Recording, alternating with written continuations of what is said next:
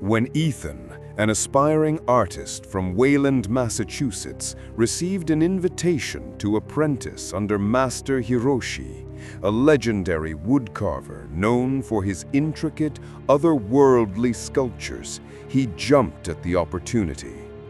The master lived in a remote village nestled deep in the mountains of Japan, far from any city.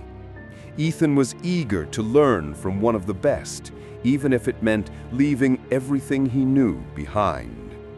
The journey to the village was long and arduous, winding through dense forests and narrow mountain paths.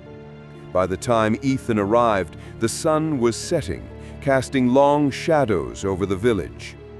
He was greeted by Master Hiroshi, a stooped elderly man with piercing eyes and hands worn from decades of work.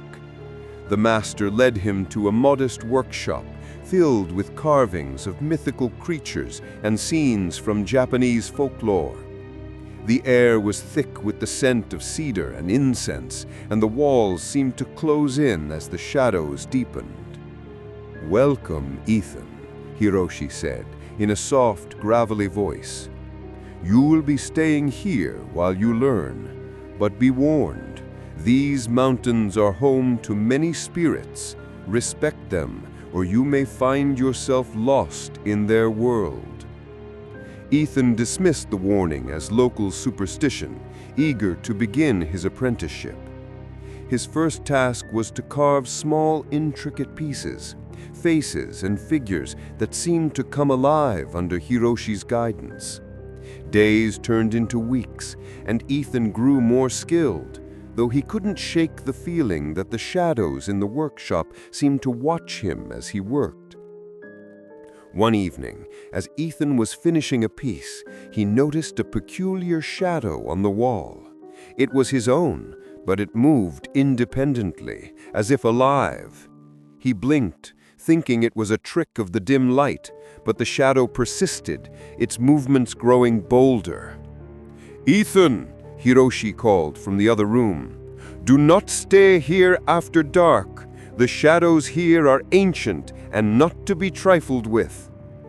Ethan hesitated, feeling a chill run down his spine. But curiosity got the better of him, and he decided to investigate. He followed the shadow as it slipped through the workshop, leading him to a hidden door at the back.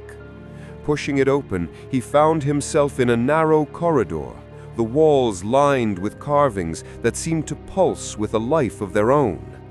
The shadow moved ahead, beckoning him deeper into the darkness.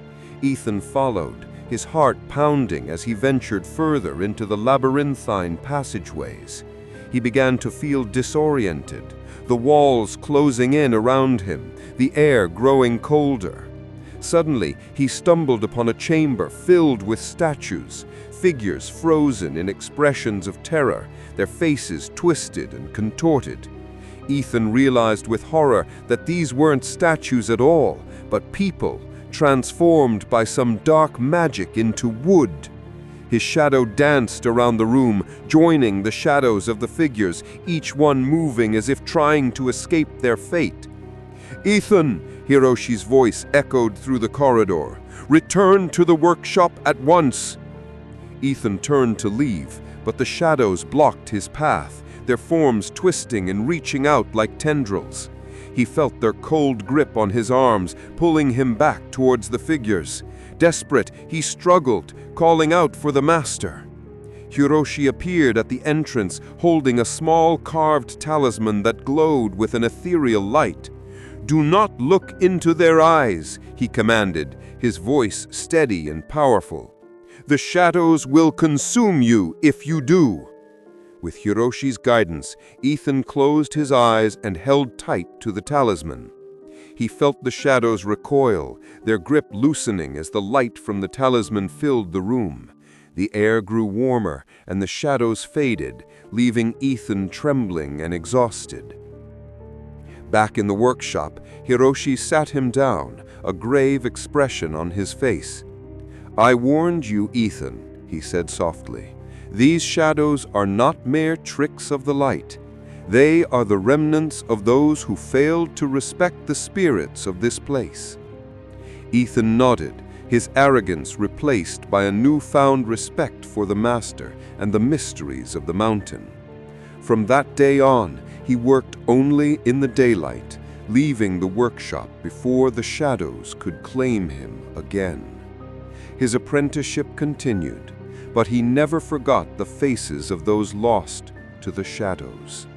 When he returned to Wayland, he carried with him not just the skills of a master woodcarver, but a tale of darkness and warning, a reminder that some shadows are best left undisturbed, and that respect for the spirits is a lesson hard learned in the land of the apprentice's shadows.